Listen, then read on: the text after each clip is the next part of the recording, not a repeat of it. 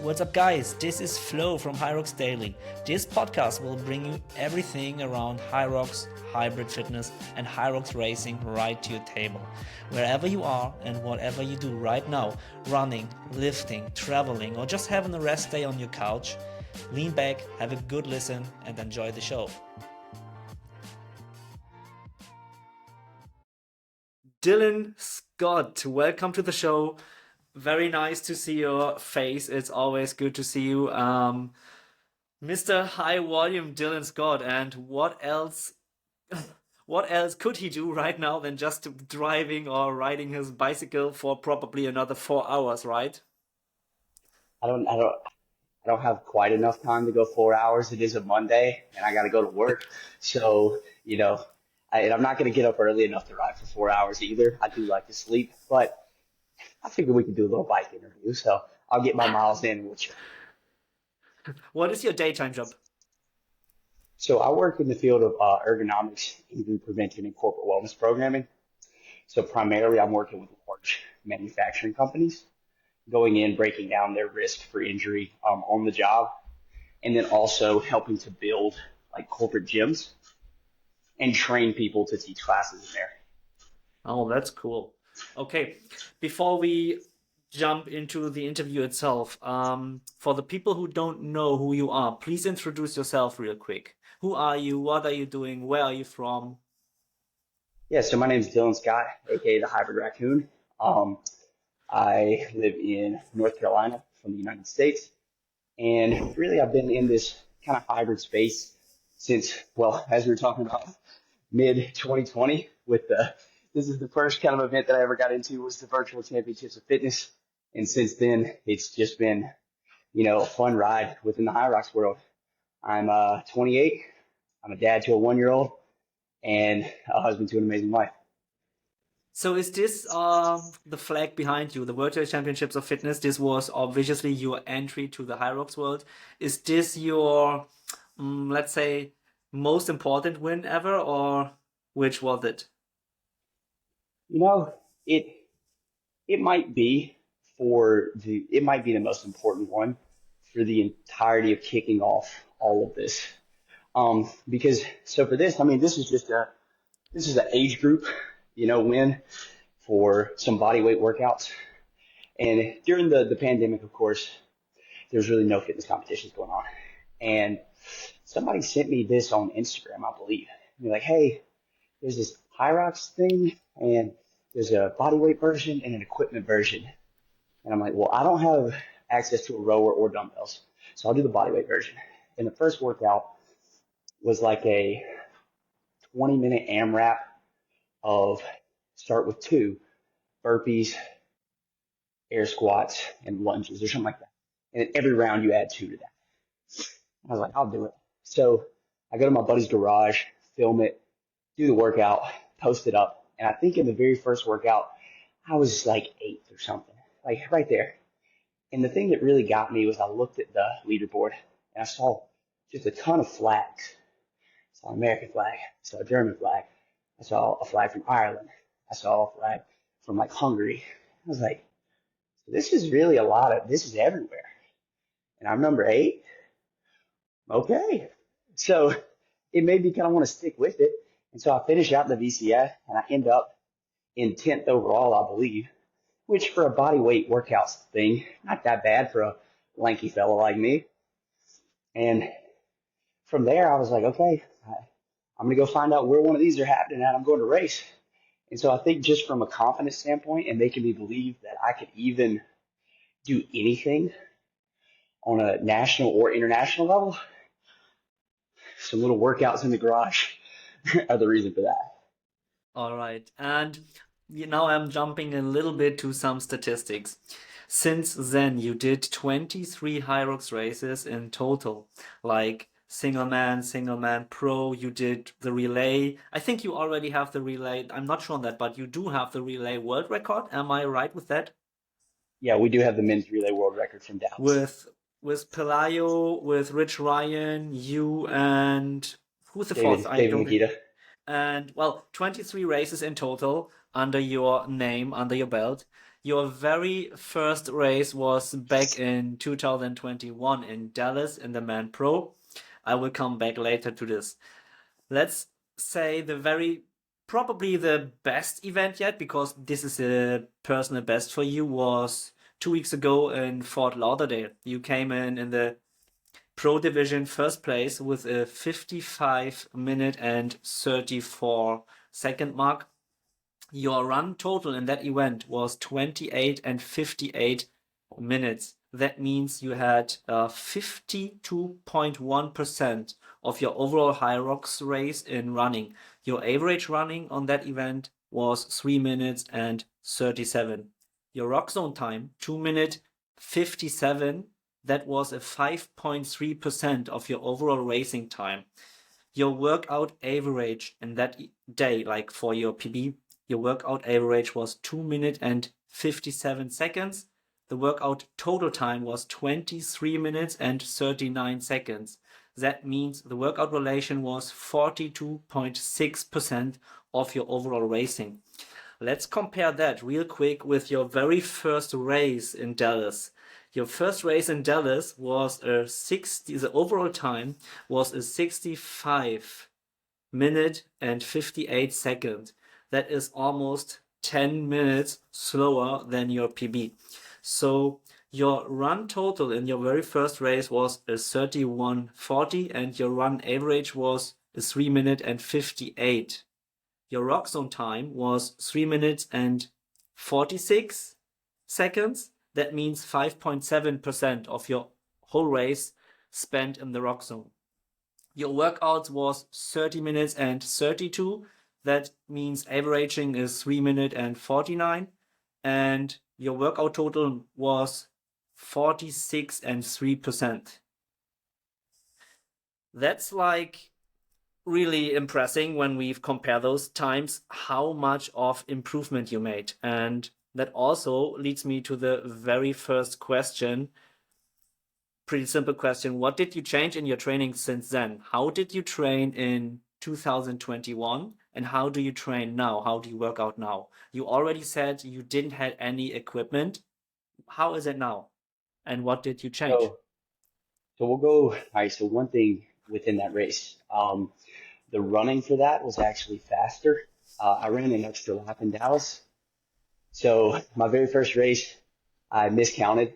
And on the second run I guess the third run after the push, we ran an extra lap. So even though it's still close to 10 minutes faster, that I guess it skews the statistic a tiny bit. That was maybe an extra minute, 10 seconds of run. Just throwing that one in there. So if we have to look at two things that have made those times so much quicker. One has been the training and the fitness improvement, and two has been the sport has been refined. It's gotten better with regards to consistency. It's gotten faster with regards to equipment changes a little bit. But those equipment changes making it faster have also kind of standardized it a little better.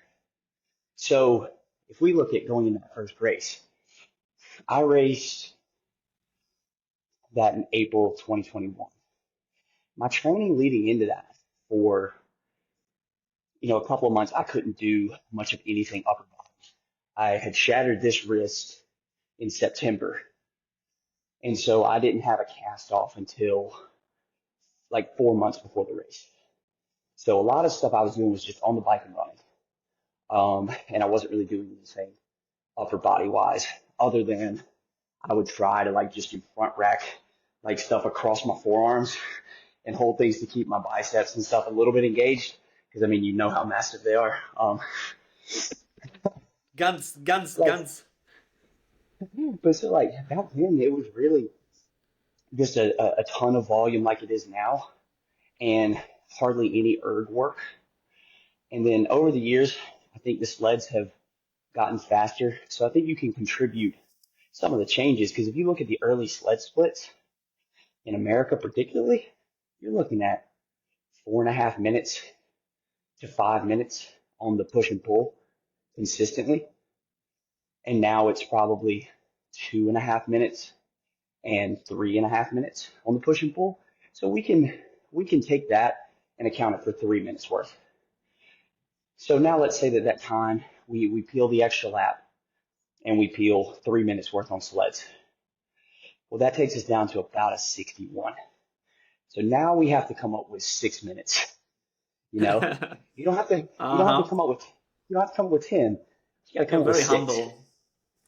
I don't know if it's humble or analytical or just like, you Mm. know, but if you give somebody 3 years to just train unimpeded by injury, which I've been lucky to be, and refine and refine and refine, what I think happens is you just have this, like, like the British cycling team we talk about, the culmination of small marginal gains.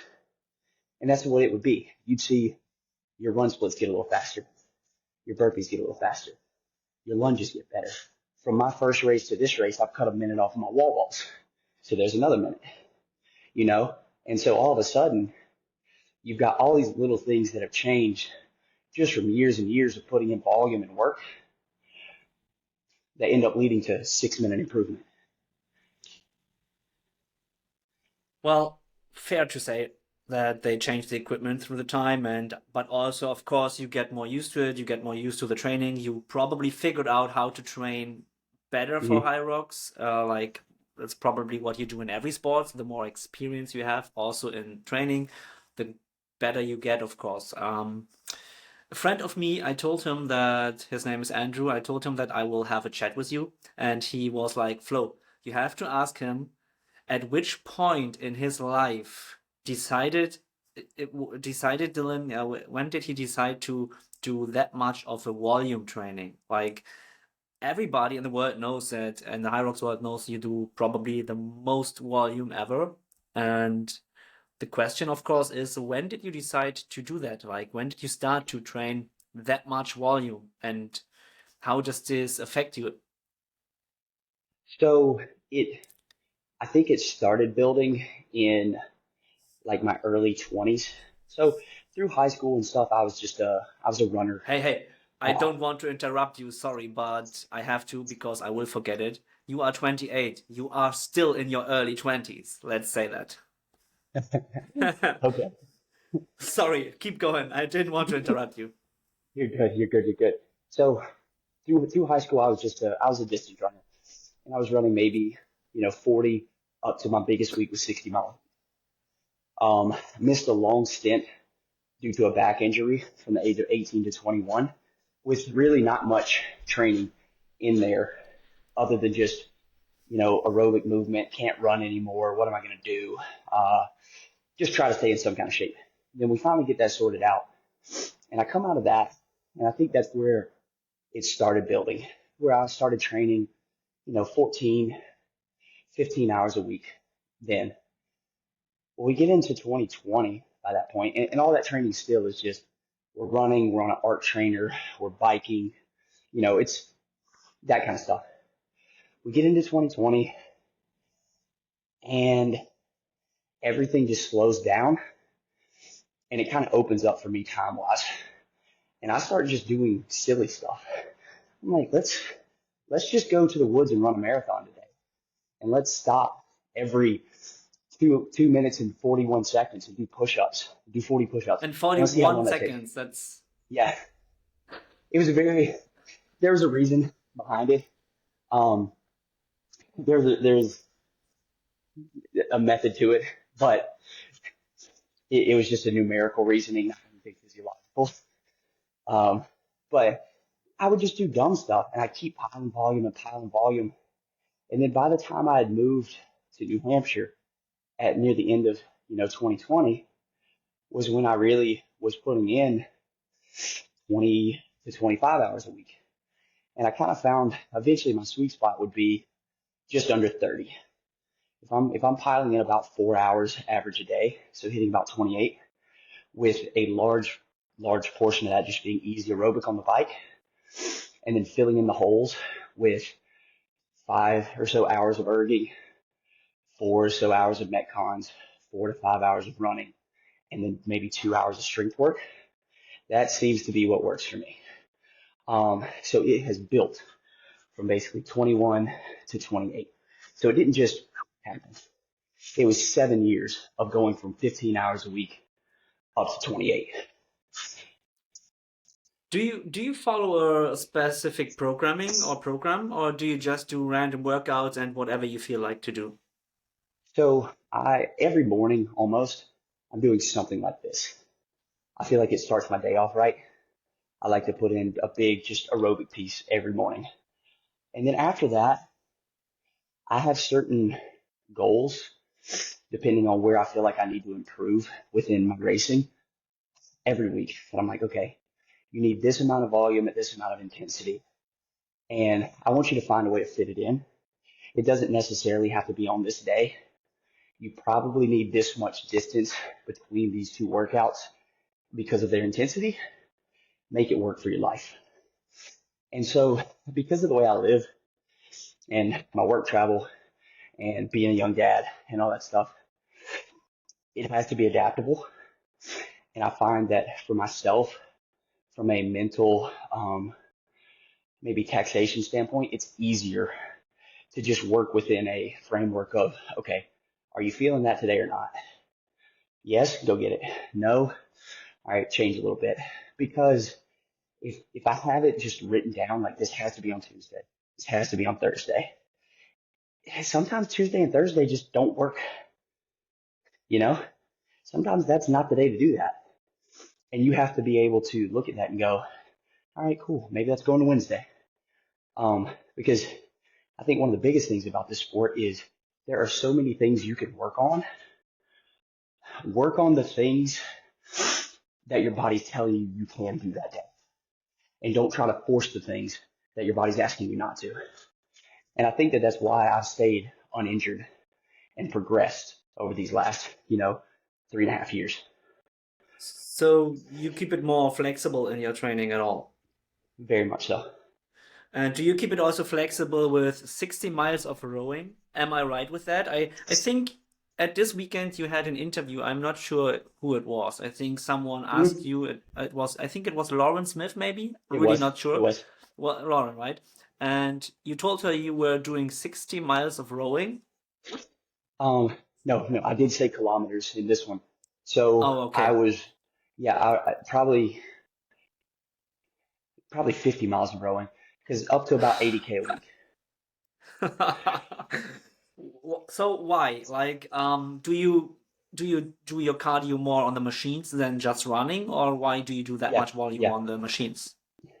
I mean, like if we look at, so if I'm running 40 to 45 miles a week, and my average is 9 hours or 9 miles an hour, I'm only running maybe 5 hours a week, across hard workouts, easy runs, all that stuff.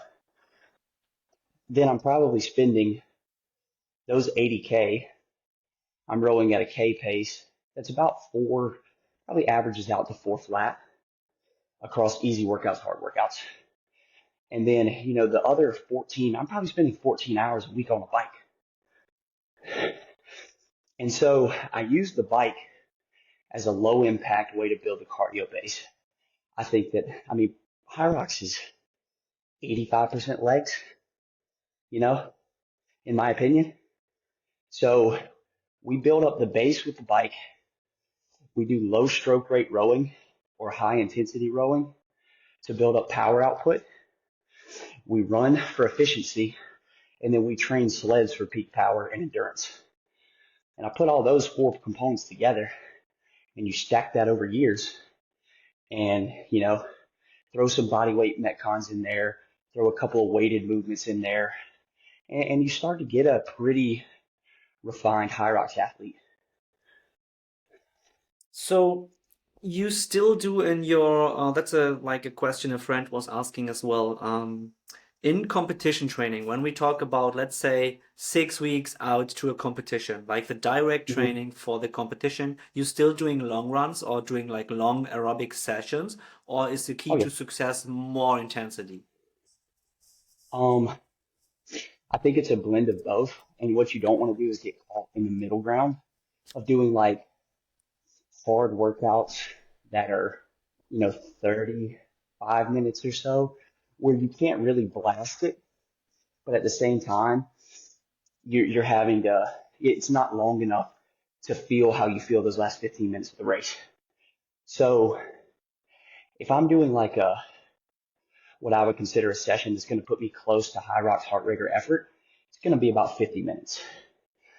But if I'm going to do a session that's going to blast me, I'm going to do that probably on the ergs, and it's going to take about 20 minutes.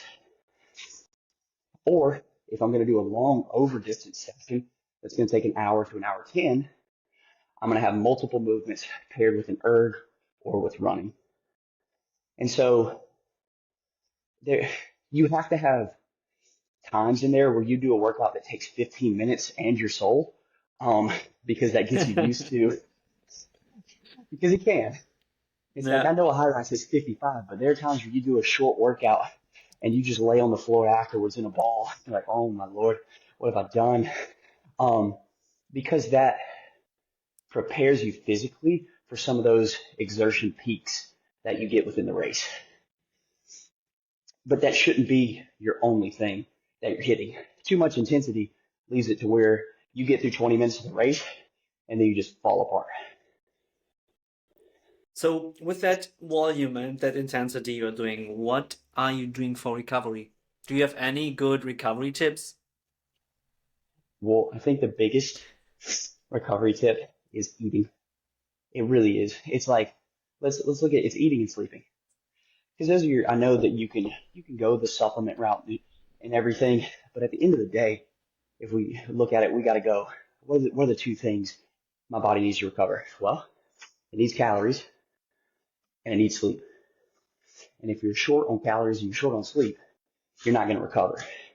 And now sometimes that's at the cost of the quality of the calories, like they're junky. And for I your love overall, donuts. oh, I know. We've talked plenty of donuts, candy, chocolate, whatever it is. Yes. Um, so you lose out at the quality of the calories. And Hmm. overall, if you're trying to be an elite athlete, you're not really that healthy. Like I'm not healthy. Um, I don't think anybody who's training on the knife's edge is healthy. But you do what you got to do to perform. So what is your cheat meal or what is your number one go-to meal? When we see, for example, in the vlog from Hunter McIntyre, he just gives some insights about his Hmm. nutrition, and what he is doing a lot is honey. He eats tons of honey, for example, a very simple Yes. source of sugar. Okay. What's your So go-to meal? so if we're talking, let's go first. Let's go cheat meals. Let's go. Yeah, If yeah. we're just gonna eat, we're just eating junk. Like I have a day I wake up and I'm like, man, I feel just run down. I need calories and I need to just lay down and be a lazy bum. A pancake day. Oh, We're getting crumble cookies. All right. 4 gigantic cookies that are like 700 to 800 calories a piece. And those are all going down. And then we're probably getting some kind of cheeseburger and fries. Those are going down. And then we might take a nap. And they're probably going to wake up and eat something else with probably peanut butter and honey and bagels. And then yeah. by that time, you've had, 6 to 7,000 calories and done basically nothing. And you feel terrible at the moment. But if you give it 24 hours, you'll wake up and feel like a superhero. So that's what we're looking at there. That's very interesting because I don't know you. Do you know Dennis Sölle, who he is? Yeah, yeah. We Do you raced in know? the Go Ruck division. Yeah, we talked Yeah, about that. correct, correct. He said exactly the same. He was like, Flo, my key to success in nutrition and calories is I eat tons of calories on a rest day when I do nothing at all. And on the next 2 days, I am so powerful, so energized. I need to move. Could I could kill the whole world with my energy, and this is exactly what you say now. Probably right after this interview, I will run straight to the grocery stores and buying some like 10 donuts or something. I don't know. So, how many calories in average do you eat on a day? I'd say around 5,000, probably. And I'm around. And 4,000 of those calories are trash calories. Unfortunately, yeah, probably 3,500 to 4,000 are trash calories. Okay, let's go back to training stuff real quick. Yeah. I have one question. With the experience you have already made right now through the years and the knowledge you gained through your training and stuff, if you could go back in time, would you change anything in your training?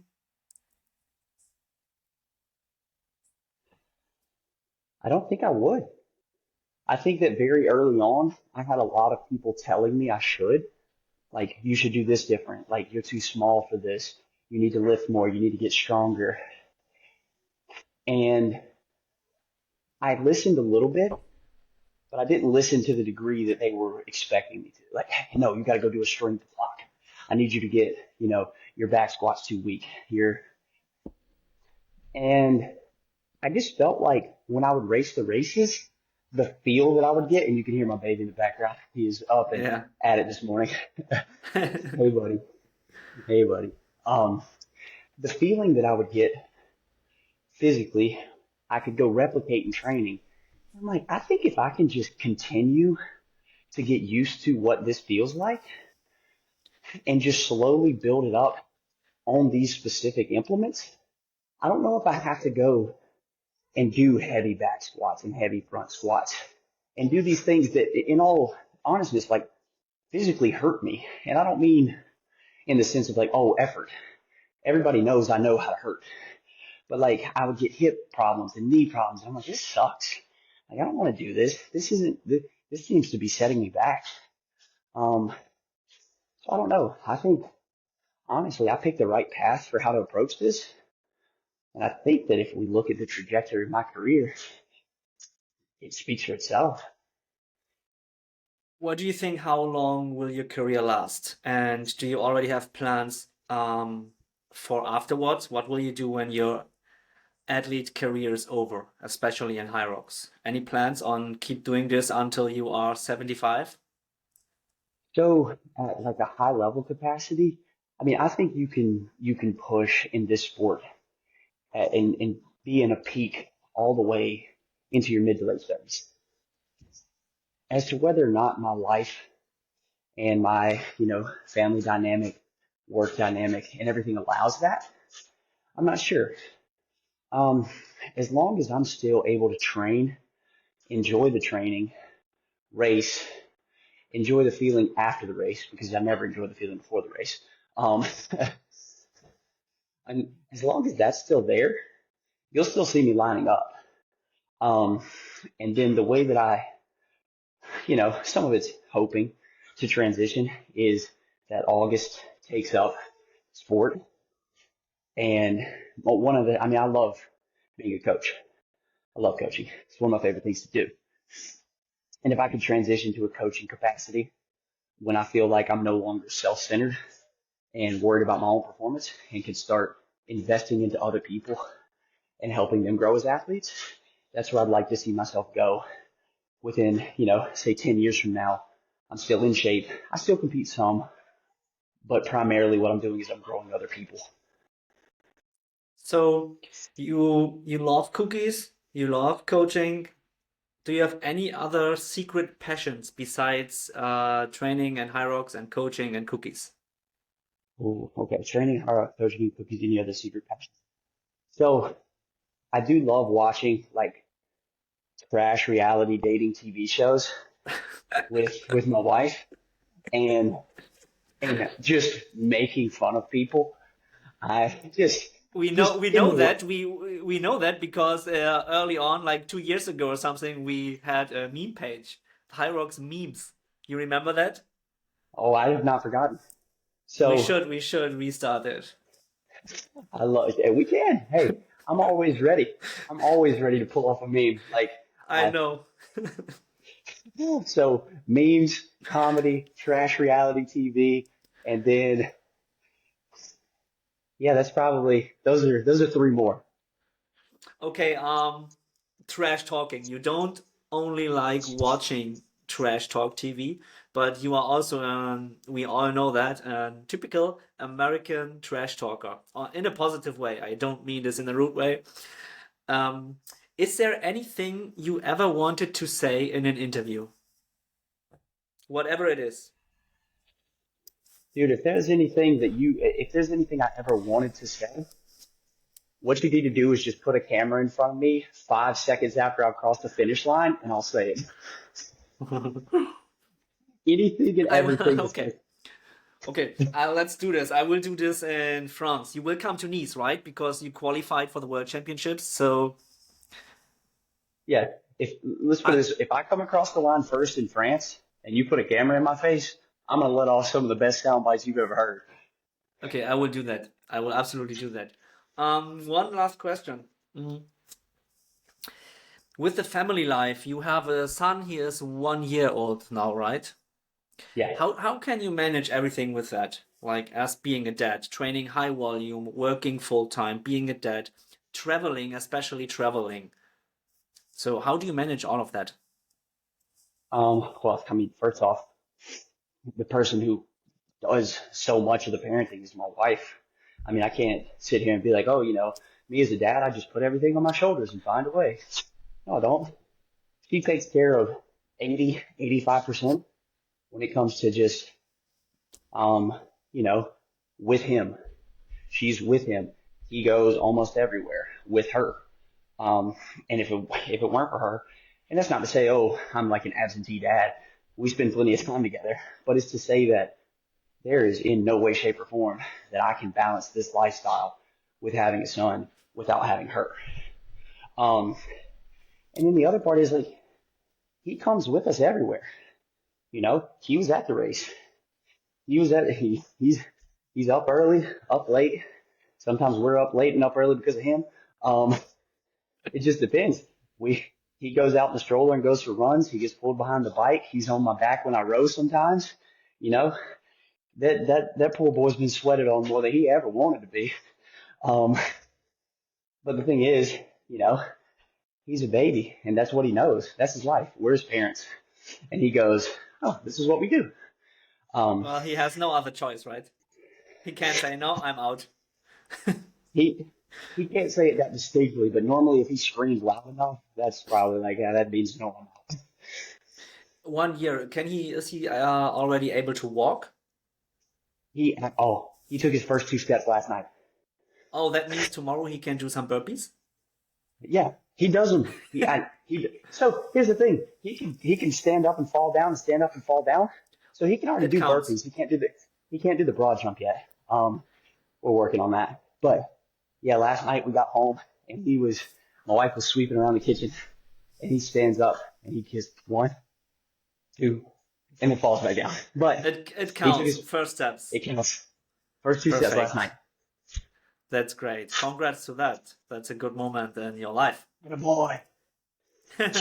Okay, I have one last question with in terms of training, nutrition, and of course in terms of recovery. Do you take any supplements? Like people always want to know, like they always asking, Mhm. what is the secret ingredient of success? How can I get better? And a lot of people always try to, I like, let's say they try to cut corners with just Mhm. say taking, oh, I take creatine and this will make me better. I take my Yeah. whey protein and this will get me faster.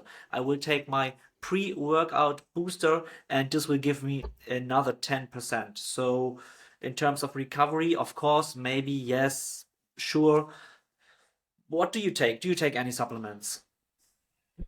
So not other than just like daily multivitamins. So we're looking at like just daily multivitamins, and I'm not taking the amount that it says. I just pour like if it says two, I'll put like four in my hand and that'll work. Um, so we got daily multivitamins, of course, caffeine. Um, people I don't know if they think of that as a supplement, but I mean 200 milligrams of caffeine before hard workouts. Then after that, it's not. I don't know. There's not anything else at this point. I'm looking to start working with a smart supplement company called Manly and doing some stuff based off my biometrics to see if there's just any improvement I can get from that. But at the moment, it has not been anything other than daily multivitamins, caffeine, and then, Tylenol or ibuprofen because of my knees. Do you take ibuprofen every day?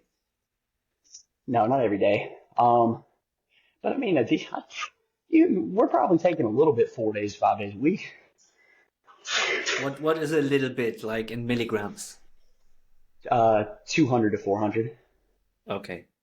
Well, that's still decent amount of ibuprofen. And the caffeine, Yeah, I mean, do you take it in tablets or do you take just a regular coffee or espresso? so in the morning for like an easy ride like this, I can do it pretty much just in a drink in either coffee or like 140 milligrams in like a Monster or something. Before workouts, I tend to go with the tablet because my stomach can be a little finicky. So it's easier to just go with a tablet, take that down. Less chance of GI problems. Okay, got it. Well, Dylan, that's already the full interview. We talked right before this that you are like short on time because you have to do work and stuff. Your son is up right now. Do you have anything to say? Like, do you want to say anything what we didn't talk about or something? Is there anything we forgot? Oh, I think the biggest thing to say is just what I want to say to everybody is just thank you. Like, because coming off of this weekend, you get so many messages from people who, you kind of know, people who you don't know at all, people who are your best friends. And for better or worse, I try to get on there and just message back to everyone. Oh, thank you so much. Thank you.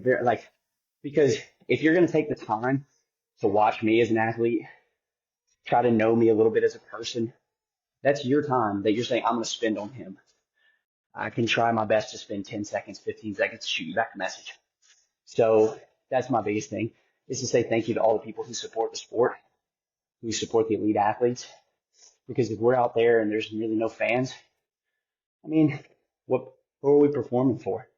We're performing for ourselves, but that's boring.